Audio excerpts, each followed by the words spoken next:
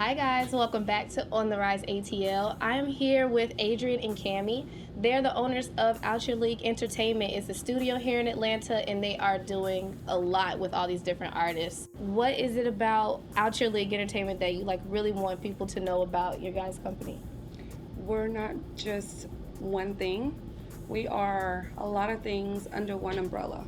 And I know you guys take in a lot of artists. How is that? How do you guys get started with vetting an artist and bringing them into the fold? Well, the first thing we look at as far as our artists go, we look at an artist as a total package. So it's music, it's the talent, it's the you know our ability to market that artist. We definitely look at an artist fan base. That's what a lot of artists are lacking nowadays is fan base. So that's one of the things that we definitely look into, and we really do our research on artists. So we just don't pick anybody.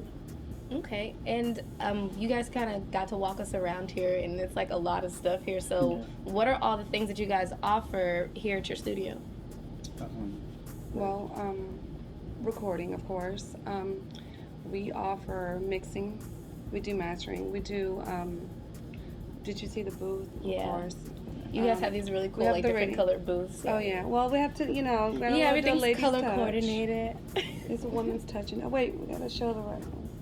Yes, the logo, the logo. There we go. It's all about branding. So we have our own radio station, which we broadcast, of course, all over, and we have DJ.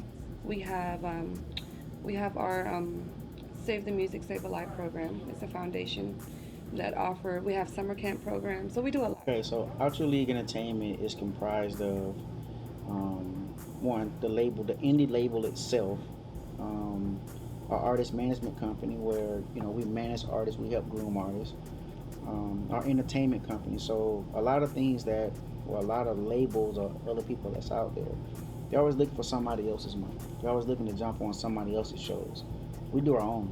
We put our own shows together, from concerts to small venues to whatever it is. I mean, we do our own thing, and that benefits us. And that's the way we roll everything else that we have under one roof. So we have Out Your League Radio that currently reaches about 95,000 listeners worldwide, and we grew that station on our own, and that's from traveling to a bunch of different states in United States, going to Germany, going to Abu Dhabi, going to Doha, going to South Korea, going to London and Greece and all these different kind of places, promoting our own station on our own.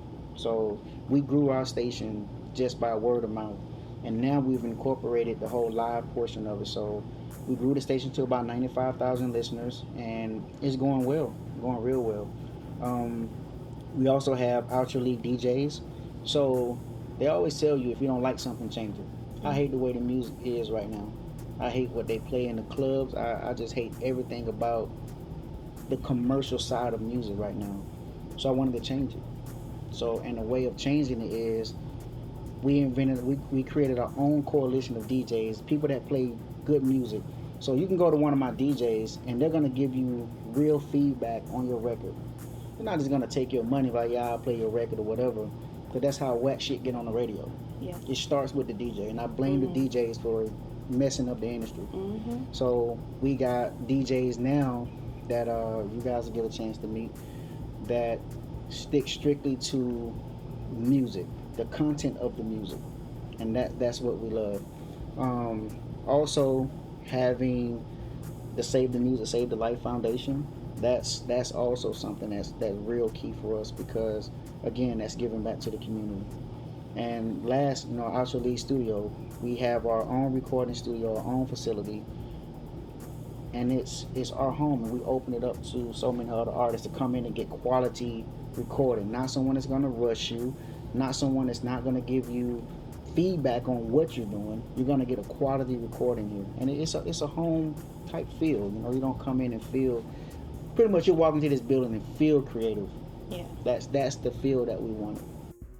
So whose idea was it to have the almost dueling studios? Because this is really cool. I don't really get to see this a lot. It was my idea to have dual booths, because that's what you're missing from music now. So if you come into a recording studio, a lot of time it takes hours to record just one artist, and then the next person got to wait until that person's finished to go.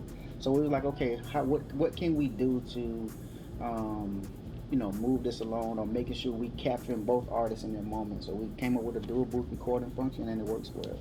How y'all doing? My name is Philip Jordan, also known as Phil J, and I'm studio manager at Out Your League Studios. They give me full creative control over the in and out operations of the studio, maintaining and recording clients. He gives me a lot of creative control over what gets done and what comes out of the studio. My favorite thing about Out Your League Entertainment is the people. It's a nice, safe, clean environment. People consider your work like their very own. It's a creative process where you grow and learn. How do you go about taking in artists? Do they come to you, or are you like actively looking for people, or how does that work? They do come to us, and some of them, we watch them grow over the time period, and we're like, oh, okay, you know what F with you, let's do something, let's see how it goes from there. But they do come to us. They ask us for, can you rep us? Can you manage us? Can you do this? And we're like, let me see what you got. He's the tough love. Yeah. It's always the big brother effect to it with me, and that comes from being in the military. Yeah. Loyalty, dedication, and respect and really a love for this craft. I mean, we handpick artists. Like she said, I honestly get like maybe 100 emails a day, maybe 50 phone calls a day from somebody that want representation, or somebody that just want information. And first of all, a lot of artists really don't know how to approach people. The first line you get should be, "Hey man, I'm hot, sign me." I'm already done talking to you at that point in time. I'm done. Conversations over. I don't really need to hear anything else after that. Okay. Every artist that we have on our roster, they may not be big name artists at the time, but we've had them from the start, so we're able to groom them and grow them into the mega artists that we know they can be. And it all starts with teaching and coaching and mentoring these guys to be the perfect artists. And not just artists, we teach them about the business, so they become businessmen. One thing that artists do not understand is that you are more than just an artist. You are a business person. You are your product. You are your walking, talking money bag. You are your Wall Street. You are you. So we teach them the game, the business, like, that you don't see on TV. You know what I mean? Yeah. We teach them about publishing. We teach them how to, just everything behind the scene stuff that you really don't see. What makes a Beyonce? What makes a T.I.? And who have you taken in lately as far as artists go? Well, the one artist that we brought on just now was our artist by the name of Buckeye. I am the Buckeye is his panhandle, or his name on all social media. But just took this artist on, very talented, got a really good fan base with the kids in the community. So definitely was a good fit for Out Your League Entertainment. We also have our artist Benny Saint. We have Foreign Car Johnny, and we have Royal DBF. Royal's out in El Paso. Benny's up in Chicago. Johnny's out in Cincinnati, and Buckeye's actually on his way here to the studio to record. What this is a question for both of you, is like, what is your journey to here? Like, because I'm sure you were doing something else before you guys came together to make Out Your League. Yeah. So what was the journey? What was that like? I mean, we were friends in high school. Again, when I approached her about starting a label, about doing this, I wanted to grab someone who had that experience in the industry. And I'm not talking about the glitz and the glamour, but the bumps and the bruises, the bad part of the industry. Someone who could, really talk you through those potholes that's in the industry. And who better than her? I mean, she's a woman, first of all, in the industry, so that already make it 4 times harder to succeed. Yeah. So having to be, maintain your integrity and not spreading your legs to sleep with anybody just to get on, not selling yourself short to get on, was a value that I think would be good for young artists to hear. Mm-hmm. Because it's not just females, but you get males that get caught up in the industry too. So with grooming artists, you got to put together a solid team. You got to have someone who knows the background. I had just had a love for music, a passion for music, but I didn't know that bad side to it, because my whole experience with music was, it was always the positive. I mean, I was the male in the industry. That was the females. That was the everything that was good about the industry to a young male at the time. I experienced. So I can only tell it to him from that side. And having that love for music, it was gonna take more than that to create a level and really groom artists to the way they should be. What's up, y'all? This is your girl, Keith Turner, and I'm one of the radio hosts for Out Your League Entertainment. From the moment I met them, I could be myself around them. They're very laid back, very passionate about what they do, and I'm passionate about what I do. So we clicked because we all have passion for the music. The best thing about being here is the atmosphere. Everyone is friendly, and it feels like home. It's like a big family. So if you could give advice to, all the artists out there just so they know in future reference, what would your advice be for artists in general? Like, what would you tell them that? Get your business in order. Yeah. Meaning, artists, if you're gonna do a song, and like she said before, we have our own recording studio. I'm happy to take your money. I am. If you want to come in, we're happy to take your money. But at the same time, if you're gonna come in and pay $1,500 to record on YouTube beats, you're already doing bad business right there. Know how to speak to people, know how to approach people, learn how to put an EPK together, learn how to put a press kit together. Don't call me and tell me, hey, follow me on this link, because I'm not going to remember it. I'm not going to remember your link. Have a press kit together to where if you send me something, I can see photos, I can see footage of a video, I can hear your music, I can see your bio, I can know about you. Artists don't do that nowadays.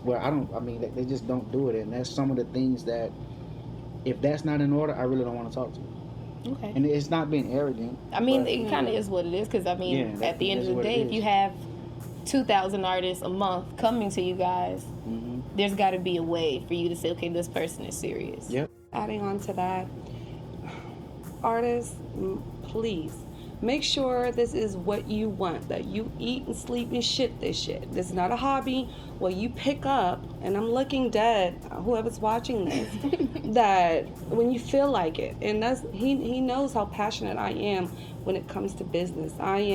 He's tough love with brotherly love. When it comes to business, when it comes to my money, your money, his money, your money, I'm serious, and that's something you don't play with. So my time is money, and it shouldn't be a hobby. If it's a hobby to you, go basket weave behind an elephant's ass. Point blank. This is something that you want. There are people who starve this, and they want this as bad as anything. They put their family aside. They don't see their girlfriend, wives, and kids. They want this, and guess where they're at right now? They're at the Grammys. That's where they're at, because this is what they do. Yeah. Not when you feel like it, because your mama told you can put two raps together, and then you throw it off because you fell in love and whatever. It's not a hobby. This is your life. This is someone's life. And he kind of touched on it a little bit earlier, but I always like to ask, any woman in this industry, is like, what would be your take on how you kind of maintain a level of respect? Because as a woman, and then you gorgeous, so I'm sure you've had that instance where you're walking somewhere and someone thinks that you're not really there for business or something. Oh God, that's like 99.9% of the time. Yeah. So if I approach, the first thing is either I'm a groupie, trying to get in the door somehow, and through the back door somehow, but it's hard. But the thing is with me is, we have this little thing. Okay, I don't want to go off too much off subject. I have this little thing. He's a guy, I'm a girl. It is a male-dominant industry, period. It's run by men. Whether they're gay or not, it's still run by men. It's easy to use me. I use myself as a bait to get in the door, then hit him with a bam, my male business partner. I have a little thing that, I don't know if I told you, but yeah, that's my little thing. You can flip it by, men will flirt with me, and I will utilize that. But not to the extreme to like they're actually going to get anything out of it. No, I will, I'll let them flirt with me as long as they give me enough information, contact, how to do things, and then when the time comes, I turn them on to a man and let him deal with them. Move on to the next. So I use myself as a bait. At first it was, I was like, I can't do this. He just want to F me. He just want to sleep with me. But you know what? I'm trying to I'll flip this. Yeah. I'll bait them in. That's how y'all do it. Bait You them have in, to. flip it. Because they're gonna think the worst of you anyway. They're gonna think, Yeah. you're a whore, you're this and that anyway. So why not? And that's the best thing about having your partner being a man. He's there to protect your reputation. He do protect your reputation, and he does with me. Like nothing goes beyond that, and he'll check you. So it's vice versa. Don't check, y'all. Don't even try it. Straight from the jungle of Cambodia. So weird. Okay. Weird. If you guys aren't working, you're not here, you're not traveling for work, you're not at home getting ready to go to work or going to sleep because you have to go to work tomorrow. When you're on your own personal time, what do you guys do to have fun? I have to be specific when I'm talking to music people because that's all we do is work. I mean, we do normal things like hiking, parasailing, outdoor stuff, like adventure kind of stuff. Yeah. Yeah.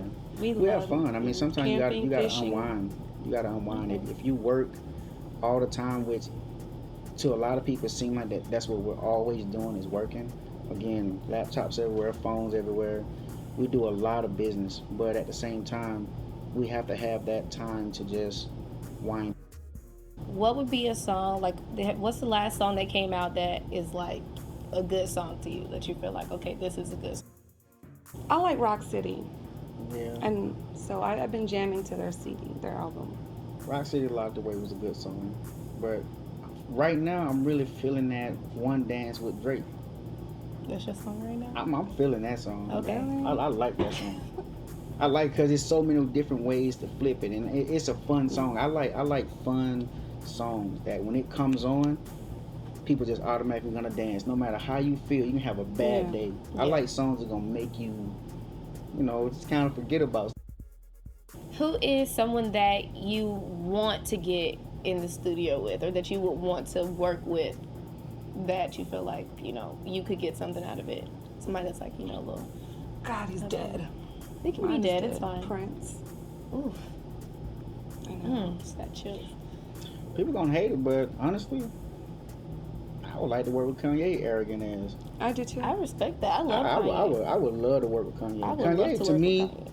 I mean, despite the reputation that he has now, Kanye is a genius. He's a musical genius. I mean, this man got an ear, a sound, just a mind for music, and I respect that. So that's definitely one person I would love to get in the studio with, or just sit in the room with, just to hear, just a fraction of what this man has to say about the industry.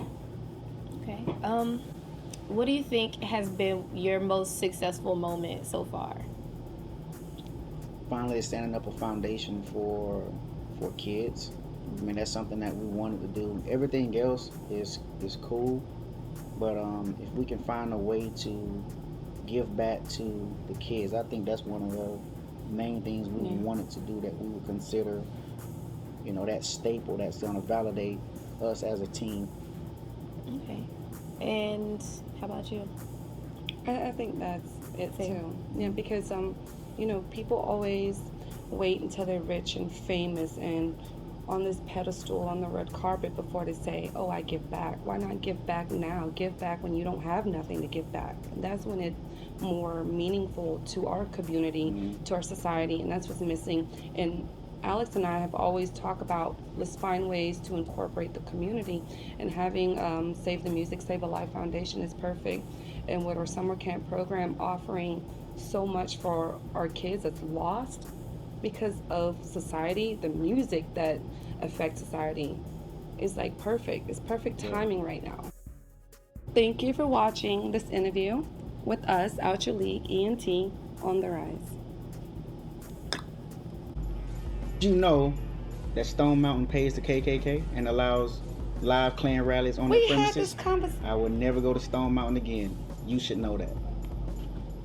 We're in What? Georgia. I think I feel like they're all paying. He refused to can't go. go. We went I hiking yesterday. He refuse to refused to go. go to Stone Mountain, so we went to hike another You mountain. refuse to go to Stone Mountain I refuse Park? to go to Stone Mountain Park. What? Did you know if you just gave birth and you sit in a tub full of vinegar, it shrinks back up within 45 minutes?